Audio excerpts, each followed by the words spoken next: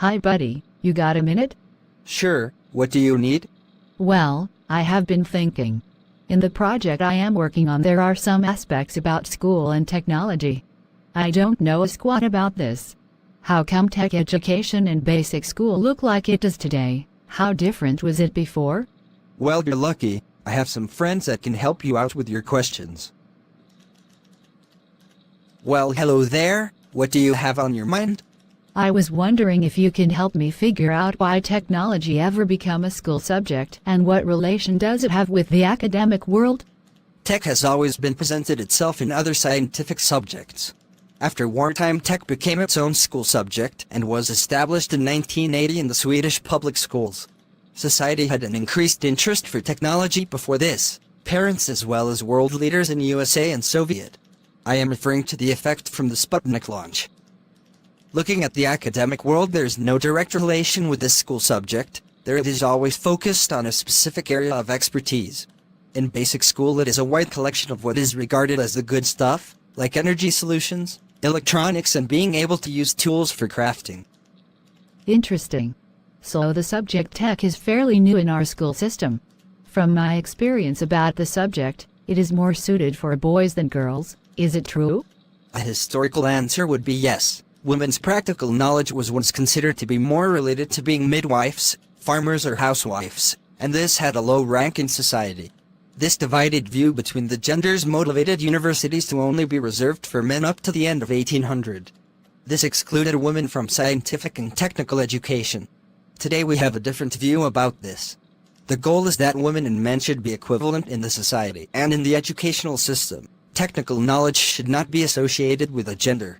I agree, more women chose technical educations today than before, but my friend who is studying IT at the university, she is the only girl in her class.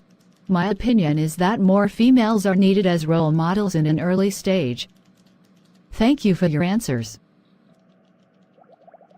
My old friend told me you had some questions about my previous research. Your dissertation from 2010 is called School Talk on Technological Systems. I counted how occurring the word system is in the curriculum for 1980, 1994 and also for 2011 after your dissertation had been published. In 80 it was mentioned once in relations to technology, and that was in the section for natural science. Later in 94 system was a very occurring concept, and for 2011 even more so. I am thinking that tech is a big part of people's life, but what do you mean is a technological system? That's true. Back then technology was a part of natural science, and it was then seen as applied science. And yes, it affects people's life, now in a growing variation of complexities. The interaction between technology and the human needs is the core of today's school subject. I see it as this interaction is done via technological systems. I have noticed that teachers are lacking a clear definition of what a system is. But it is not a surprise since there is not a unique one. I like to say that it is a collection of components that has a specific set of relations to each other. Together this forms a unity and fulfills a desired function. Wow, that sounded very abstract. What makes it a technical one then? If the core of the components in the system are manufactured and designed in the purpose of human needs, it can be regarded as a technological system. And how come you were so fixated on this increase of school talk about systems, and how does that affect the form of technology as a school subject? Well, as you said, it sounded very abstract, and looking at the curriculum today, this is one of the goals. It is desired that students should be able to analyze technical solutions in a more black box manner, in other words, with having the focus on the functionality. The school subject has made a trip from being oriented to an industrial emphasis, to now be more to a sustainable development emphasis. The what emphasis? I think you need to explain that last part more. Sure, there are some previous researchers like Douglas Roberts that talks about 7 different perspectives regarding science in general. An emphasis should answer the question on why it should be taught in school. What meaning could it contribute in the science school subjects? Different groups of people have a passion for one category over another. So as society change over time, also the school subject is experiencing different contexts. I see. So depending on what emphasis that is on the agenda, it will also affect the education focus and what is seen as technological knowledge. So what differences are there between these emphases then?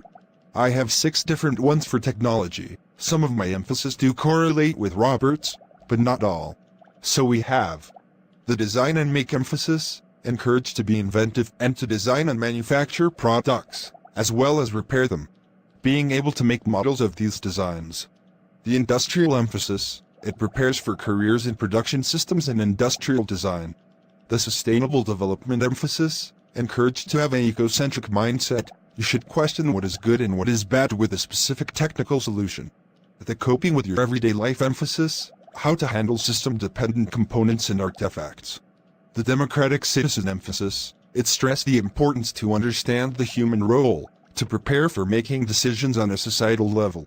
The techno-historical emphasis, it is important to recognize development and the driving forces when discussing possible choices to make for the future. So when you said that technology as a school subject has gone from industrial to a more sustainable development emphasis, what you meant is that abstract thinking is more relevant today.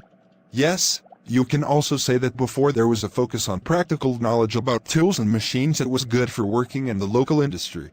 Today there's also a good amount of practical elements in the classroom, but from the curriculum there is more and more aspects of theoretical elements, where the school talk on technological systems plays a key role if you ask me. Sweet, thanks for all the info. It has given me an insight of traditions and emphasis in the school subject. You're going already. I was about to tell you about the 3 arenas: formulation, mediating and realization. Within these arenas the proportions between the different emphasis can vary. Well, okay, bye. I can't wait until our food arrives. Me too. But you had some questions about how tech is presented to the pupils at school. Yes, please tell me, how can norms and values be observed, for example, in the books that are used in class? The other day I found some very old books from the 70s. You can clearly see a difference in how males and females are presented in the books. The only pictures of girls are with a picnic basket or behind the typewriter. Today the publishing companies are more thoughtful when selecting pictures. They are aiming to present males and females in an equal context. I see. And what about other aspects then? Gender equality? Tech as a subject has a good opportunity to visualize the content in a quite unbiased way. Like using diagrams or pictures of systems. Also using avatars rather than humans are a common approach.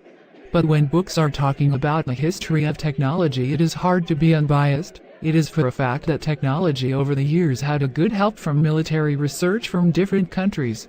In a book from Sonoma Building, the textbook talks about the German V-2 rocket from the Second World War, how people with technical knowledge after the war helped either USA or Soviet in the race to space. Ah, you were talking about the Sputnik effect. I concur, it is hard to be unbiased when it comes to war. These rocket researchers, do you think they know what impact that we're about to have on human history?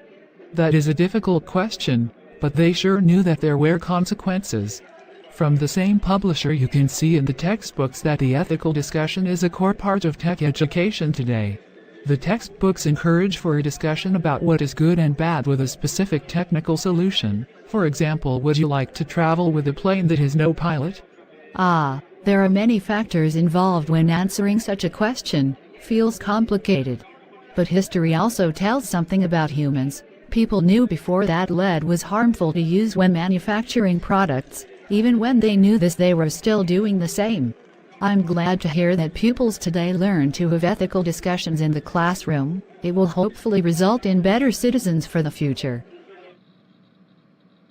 Oh boy, you sure have some nice friends. Thanks for all the help.